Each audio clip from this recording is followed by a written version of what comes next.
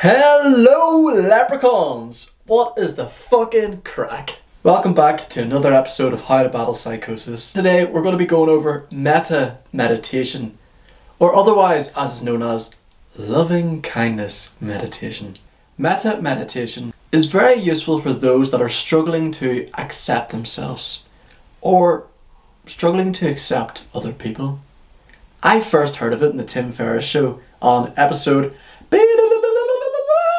and after participating alongside the episode, listening to it in my car, in a car park, waiting on my friend to go for a hike, I played along with this meta meditation and I participated as if I was actually on the podcast, and I felt an immediate improvement.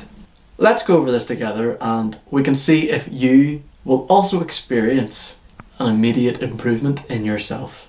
So, how we can apply meta meditation into our life is step one, just get comfortable. Like I said before, whenever I first practiced this, I was in a car, so just wherever you are right now, just take a minute, get comfortable, and follow your breath. What we're going to do now is we're going to think about someone that we love, someone that is close to us and someone that's close to our heart. Say their name inside of your head. Have you got their name yet? Okay, good. Now say, I wish for them to be happy. I wish for them to be healthy. I wish for their mind to be at ease. And I wish for them to find love and peace in their heart. Very easy, very simple. Now, moving on, I want you to think of someone that you hate, someone you dislike, someone you might have had an argument with recently. Now for this person, we're gonna follow the same practice, and you may be thinking, fuck, why would I want someone I hate to be happy and to be healthy? You see, the reason that we get angry at people or people get angry at us, it's because of a pain inside of them. All evil stems from inner pain. And so, if you were in their position, you might have done the same thing. That might be really hard to take if this person has caused some trauma towards you. What I'm suggesting is to not go out and, try and become friends with them if they've betrayed you. The intention of this is to allow you to let go of that trauma. To allow you to let this pain pass. By continuing to fill yourself with hate, you're holding that inside of you and it's staying in your heart. It's not being allowed to move, to pass through you. If you think about everything that happened within your day, the majority of your day just passes through you and you don't even recognize it. Like, you don't give it that attention or that attachment. Whenever you have this much pain and trauma, you hold on to it and it stays there and it continues to cause you pain. You have to let it go to allow it to flow. So,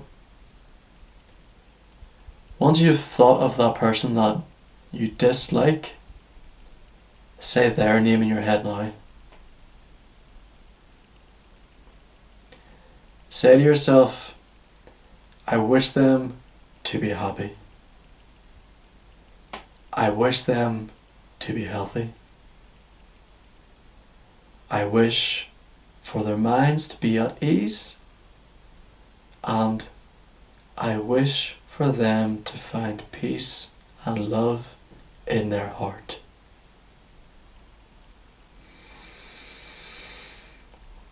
Now, this might be hard for you, but this is part of the process of letting go.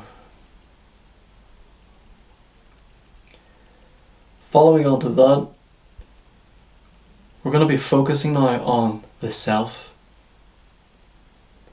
Some people find this the most difficult to deal with. Let's go through this together. I wish for myself to be happy. I wish for myself to be healthy. I wish for my mind to be at ease. And I wish for myself to find peace and love in my heart. One little thing I like to add on to this is something that I got from Eckhart Tolle in A New Earth. If you've not read the book, I'm not going to spoil it for you, but in the last chapter, basically what he recommends for other people is to be accepting, be enthusiastic, and be joyful. So, whenever I'm following this metta meditation, I wish for the people I love and the people that I hate and myself to be accepting, to be enthusiastic, and to be joyful. Because I find whenever I feel those three things strongly, it allows me to be happy. So that's the basic principles of metta meditation. Of course, you don't have to just stop with one person. You can do it for many people.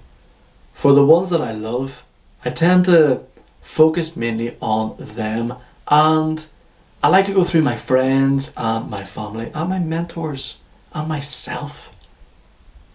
Because we gotta love ourselves to accept ourselves.